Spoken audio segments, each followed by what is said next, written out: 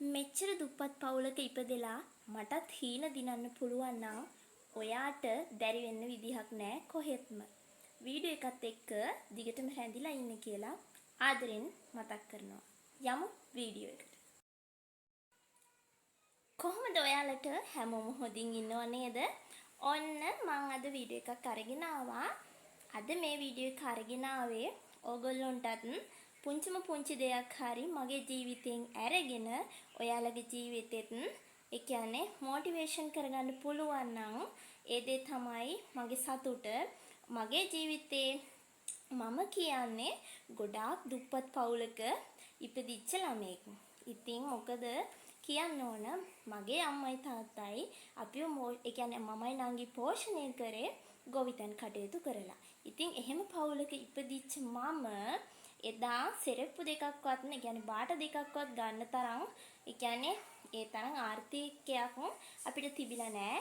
ඒ වගේ ජීවිතයක් තමයි මම මුලින්ම ගත කරේ. හැබැයි කොච්චර දුප්පත් වුණත් මම ඒ කියන්නේ මම හිටපු පවුල කොච්චර දුප්පත් වුණත් මට ඒ කියන්නේ ටික ටික මාව ඒ කියන්නේ වර්ධනය වෙනකොට ටික ටික වැඩි වීටපත් වෙනකොට මට ඒ කියන්නේ මගේ ජීවිතය තුළ ලොකු හීන මම කවදා හරි මේ වගේ ගෙදරක් හදන්න ඕන කවදා හරි මේ වගේ ජීවිතයක් තමයි මම ගත කරන්නේ මම මෙච්චර ඉගෙන ගන්න ඕන එහෙම කියලා හීන ගොඩාක් මට තිබුණා. ඉතින් මම ඒ හැම හීනයක්ම අද වෙනකොට දිනලා ඉවරයි. මොකද කියනවා නම් මුලින්ම මං හිතුවා ඉස්කෝලේ යන කාලේ අනිවාර්යෙන්ම මං A level ඒ කියන්නේ O level A level අනිවාර්යෙන්ම මම මොන ප්‍රශ්න තිබුණත් කරන්න ඕන කියලා. ඉතින් කියන්න සතුටුයි මම A level උත් O level උත්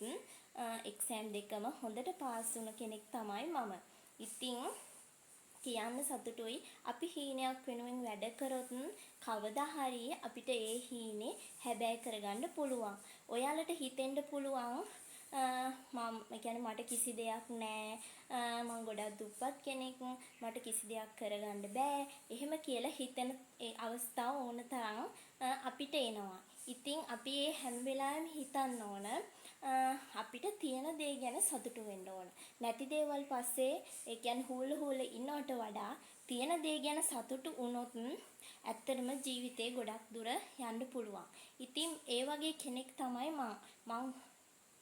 මං දුප්පත් කියලා පසුතැවිලි වෙලා හිටියනම් අද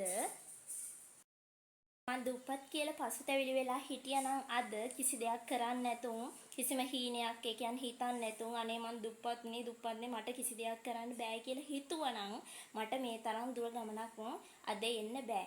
මම හොඳට විභාග ඉස්කෝලේ යන්න ඕන කාලේ හොඳට ඉස්කෝලේ ගිහින් විභාග පාස් වුණ කෙනෙක්. ඒ වගේම තමයි ඉගෙන ගන්න ඕන කාලේ ඉගෙනගෙන ආදරය කරන්න ඕන කාලේ ආදරය කරලා ඒ කියන්නේ විවාහ වෙන්න ඕන කාලේ විවාහ වෙලා ජොබ් කරන්න ඕන කාලේ ජොබ් කරලා ඒ හැමදේම මම මේ දැන් මට අවුරුදු 30යි.